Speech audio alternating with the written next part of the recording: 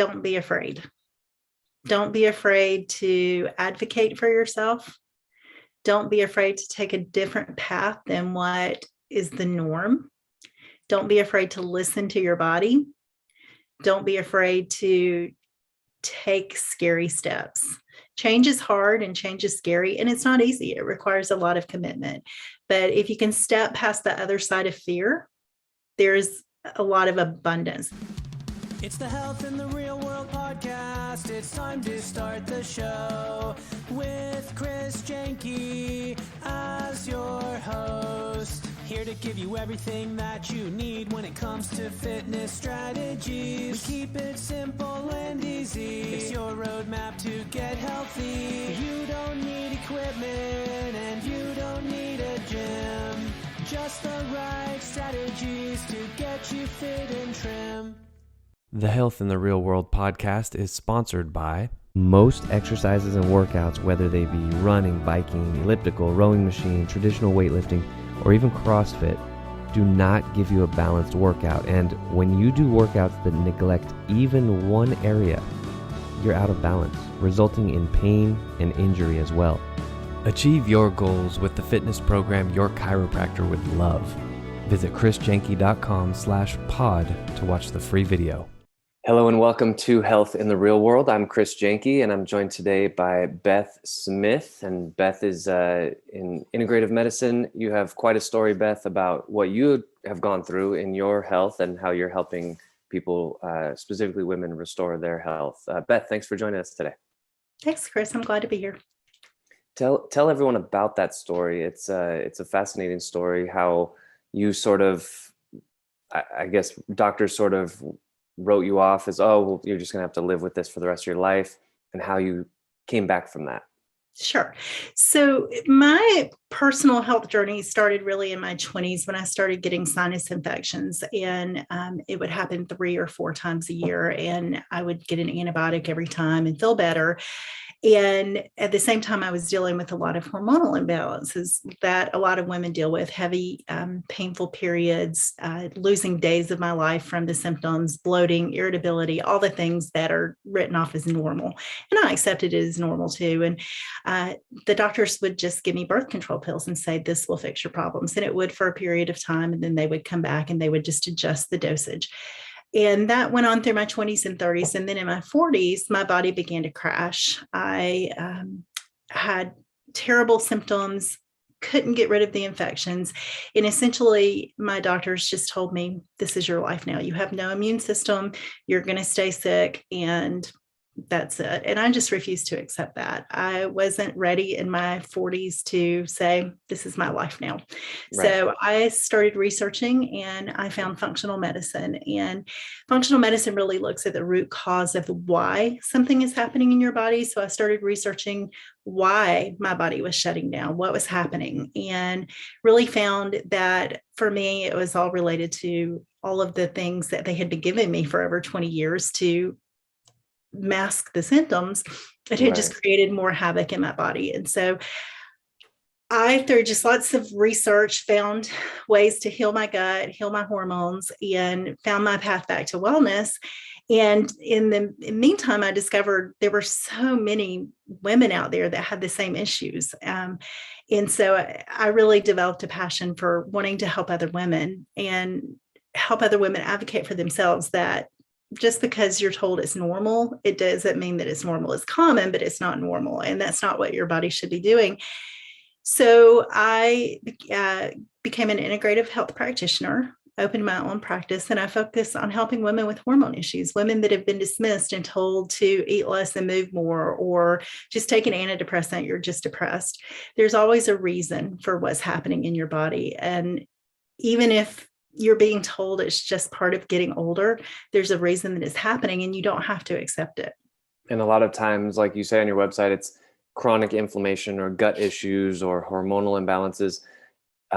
So how do you navigate a woman through this? Like she's been told for 20 years that this is just part of it. You're 45 now, you're menopausal or whatever. And you're going to add extra pounds and your hormones are going to be all out of whack. But that's not necessarily what has to happen. How do you guide somebody through that transition phase?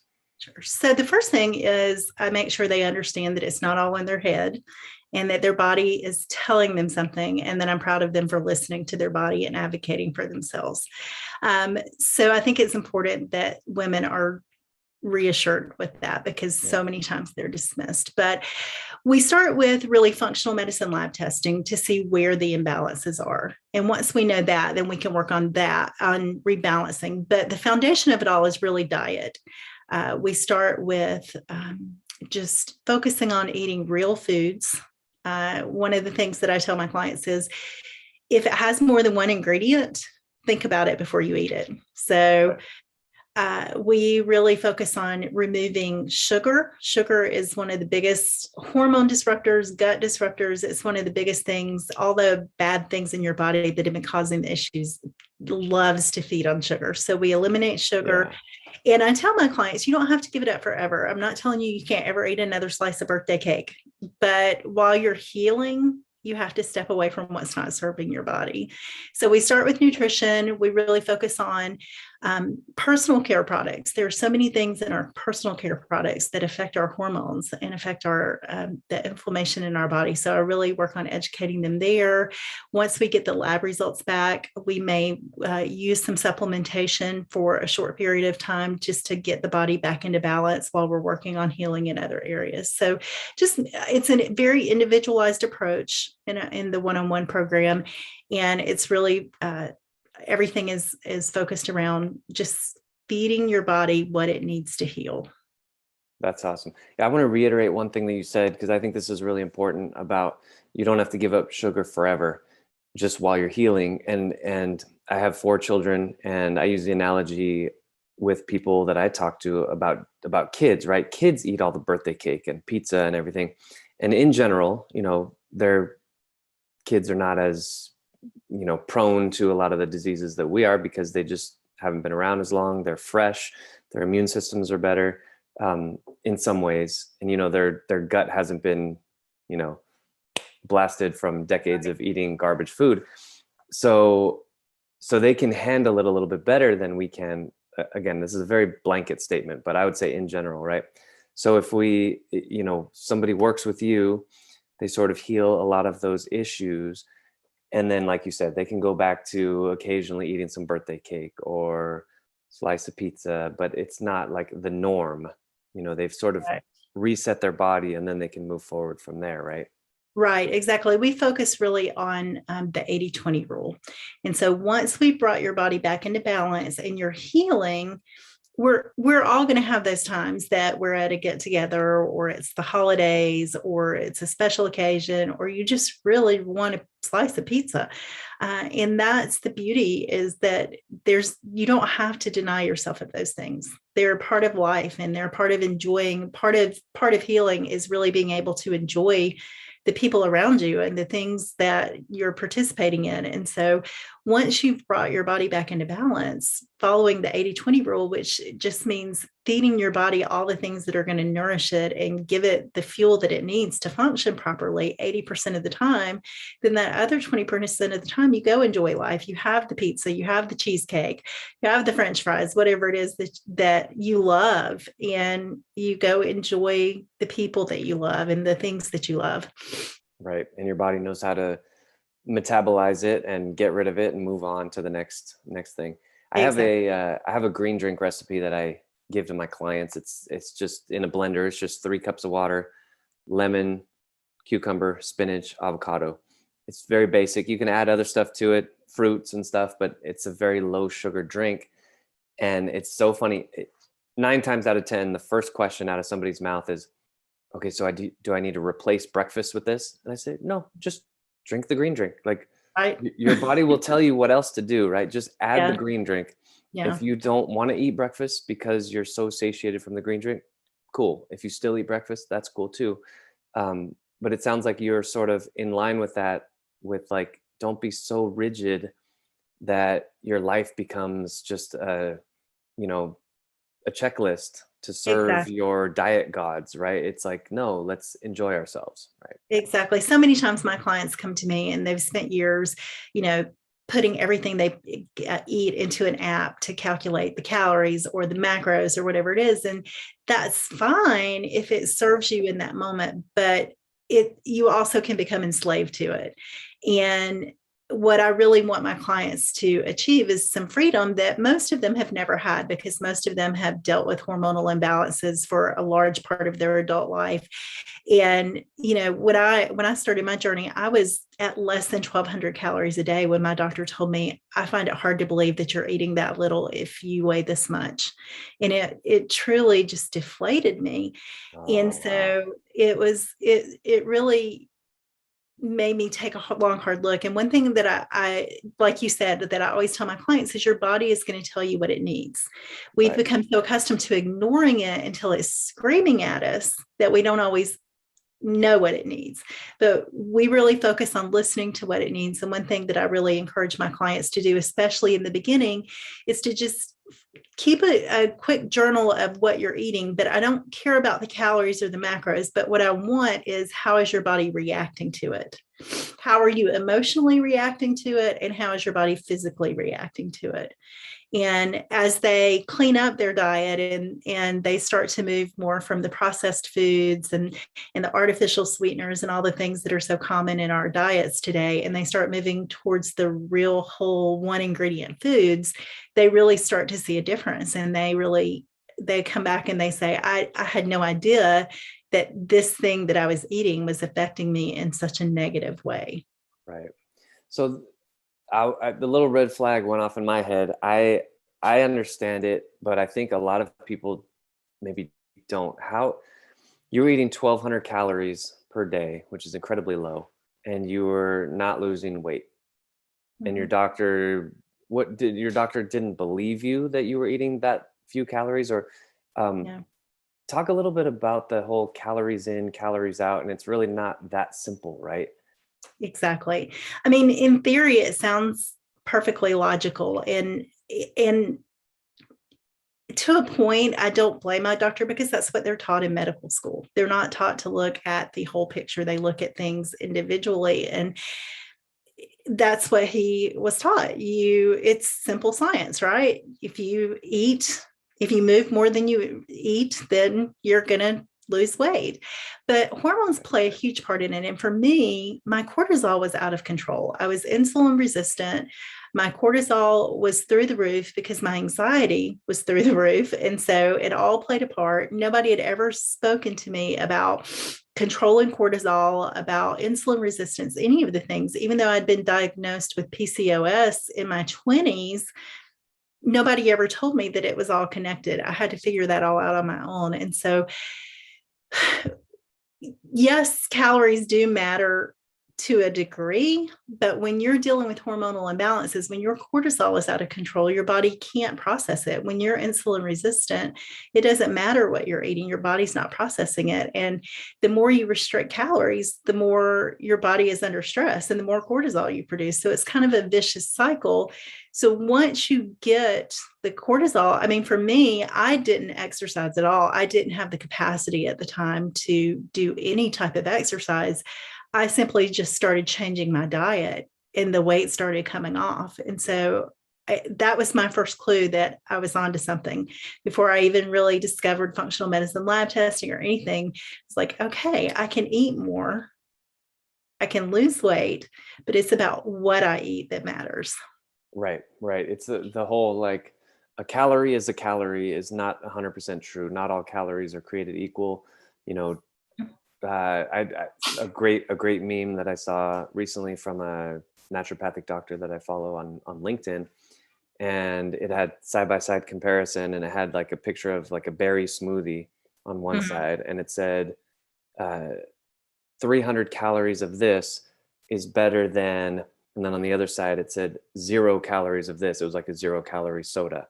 Mhm. And it just, I love that depiction that, calorie has become like a bad word if you're trying to lose weight, but how are you going to be active and move? We're not just trying to race to the bottom and lose weight and lose weight and lose weight. The goal is to be healthy, right? Exactly. And one thing I think that we don't realize as well, because diet culture and, like you said, calorie is a bad word, and it's all we all look at the number on the scale or the size of our pants. But what is most important is, are you healthy? And one of the things that we don't look at, we focus so much on macros, and those are important. Yes, we need that. We need carbs, we need protein, we need all of those things, but nobody talks about the micronutrients.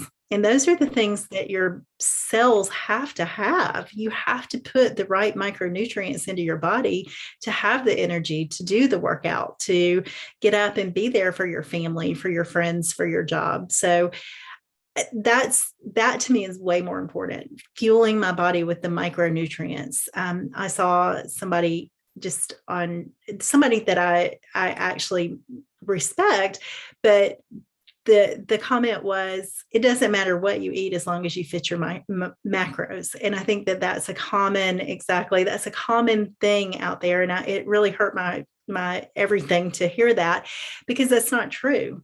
Yeah, it's great that, you're not eating 4 times the amount of protein you need in a day, but what are you feeding your cells? What are you feeding your cells to give your body everything that it needs to be in balance? And if you balance, that's the biggest thing. Once your body's in balance, it's going to tell you what it needs. And you can argue with me all day long, but there's no way that you're going to overeat and gorge yourself and not meet your calorie requirement for the day if you're eating a bowl full of broccoli. I mean, it's just not going to happen. You're 100%. Your body, because there's so many nutrients in broccoli and in any whole food, like you're talking about, your body will give you a very clear warning or feedback, like, all right, we're good. We don't need any more broccoli. We're good. I'm full. I'm satiated. I'm topped up. I have all the nutrients. Versus, because we won't get full based on quantity, right? You can eat like a tiny little bit of broccoli. And then I always love the analogy, like, remember back in the day when we used to go to movie theaters, the big, huge tubs of popcorn. Mm-hmm. I don't know a single human being on the planet who cannot finish one of those. They're so easy to finish because there's nothing to them. You're just like sitting there watching, the popcorn's done by the time you're done with the previews. And then of course they offer you a free refill. And so you go out and then again, boom, finish it. So if you think of the quantity of popcorn you just ate, 0 nutrition, your body is starving, just not satiated at all. Versus, like you said, that little handful of broccoli, your body will say, I'm done, I'm good, stop. I don't need any more food. Exactly. So yeah, and your body's always going to tell you what it needs. And if you don't listen, it will keep telling you until it's screaming at you. 100%. It's always funny. Like, there's always outliers, right? Like there was that guy who died because he drank too much water, but what it turned out was, like, it was a fraternity hazing or something, and they were making him drink more water. And so I've actually had people like, wait, Chris, you want me to drink that much water in a day? Isn't that too much? I mean, isn't that unhealthy? And I'm just like,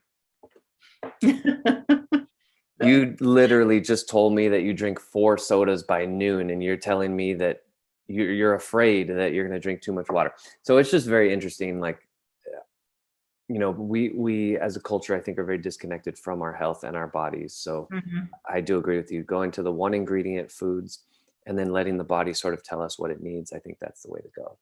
Yeah, absolutely. Yeah. What, Beth, I like to finish each episode with kind of going very big picture. You are called into, let's say, like a university to give their commencement speech, or maybe a corporation to give a keynote speech.